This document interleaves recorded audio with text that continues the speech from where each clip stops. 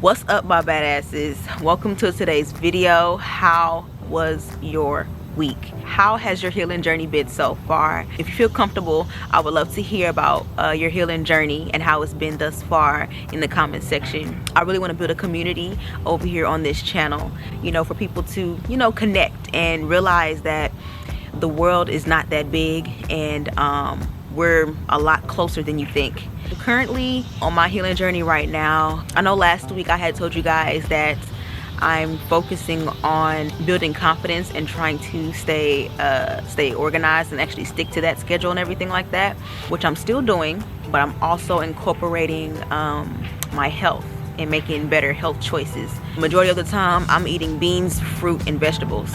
You guys know that I'm HIV positive, and so a part of my healing journey for me is more than just emotionally and mentally. Taking this time away from the world and everybody and staying to myself has basically saved my life. But we all know why we're here. We're here to learn about our egos. Everyone has an ego. Now, when you become aware of your ego is the challenging part. Before you can truly become aware of it, we need to understand what it is. So, what is an ego?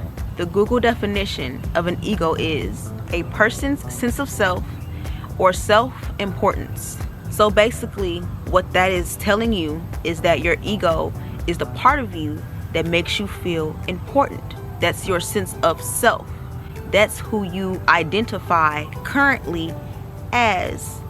So, if you are telling yourself that you are one thing, there's no telling what you truly are. You have attached yourself to a reality that makes you feel important. Keyword, feel important. Meaning, we already do not feel important. Now, I want you to stop and think. How many times have you felt unimportant? How many times did you feel small or less than or seen?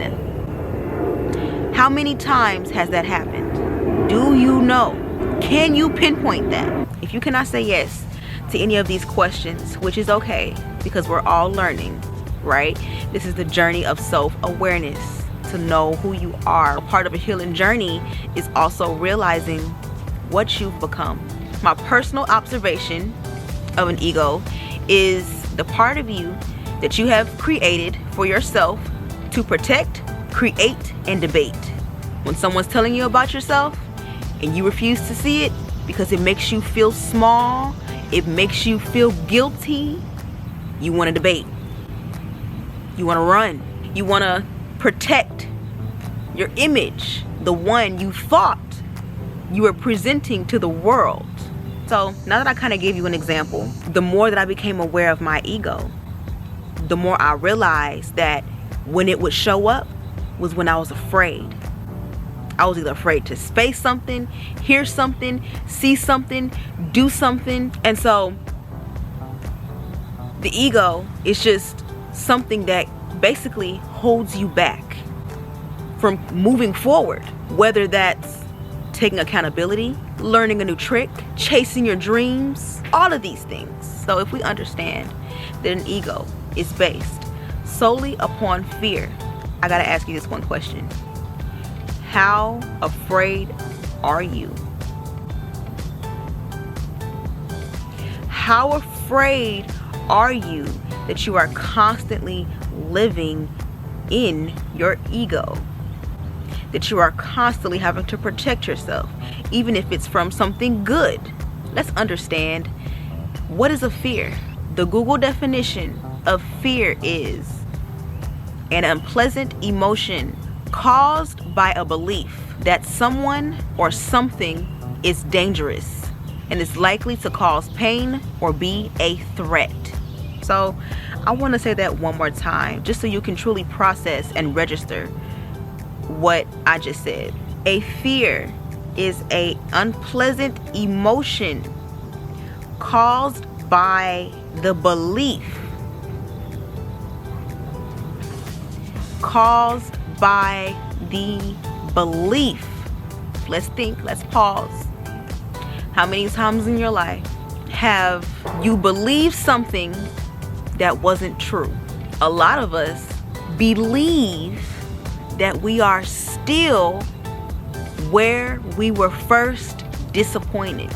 And so this disappointment never was addressed. Therefore, you continuously attracted circumstances or people that would disappoint you until you faced that disappointment. Now, as black people, we ain't talking about nothing that's disappointing. Why? Because when you address disappointment, that means that the person you are addressing has done it, which what challenges them to do what? Take accountability, see themselves for what they have done. This person that you are addressing has one or two choices. Either protect their reality, create a scenario that doesn't exist, or debate yours. These are all still running tactics. Fear tactics. From what? The truth. Everything always comes back to the same thing. Whether it's you being able to forgive somebody, or take accountability, or love yourself, or let someone go. It's all you. It's all you. You just have to see it. You just have to challenge yourself. You just have to become aware of it. Is it easy? No, it is not. The fear of being judged has kept us from truly connecting. Who's the judge here? Because I'm not. Sarah's not. Karen is not. God is not. God doesn't judge anyone, but you do, don't you?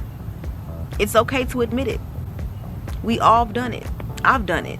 I've gotten to a point in my journey where I still perceive others the way I see myself, but I've challenged my ego to be humble enough to be able to see that this person is just hurting, just like me. So there is no judgment. I see you. It's understood. You see what I'm saying? So meaning I'm not perfect. I'm still working on it. But instead of judging you, I see you. There's an understanding. There's a connection there. I know I have the capability to unconditionally love someone. But that came with learning how to love myself unconditionally in a world that never showed me that. So I had to learn these things. So how do you become aware of your ego? How do you know when it's trying to show up? Well, I basically already answered that question when you are in a state of fear. But I have some notes written down that I feel might kind of help you get a deeper understanding. First of all, you have to get yourself in a place mentally where you know you're ready for change. Okay?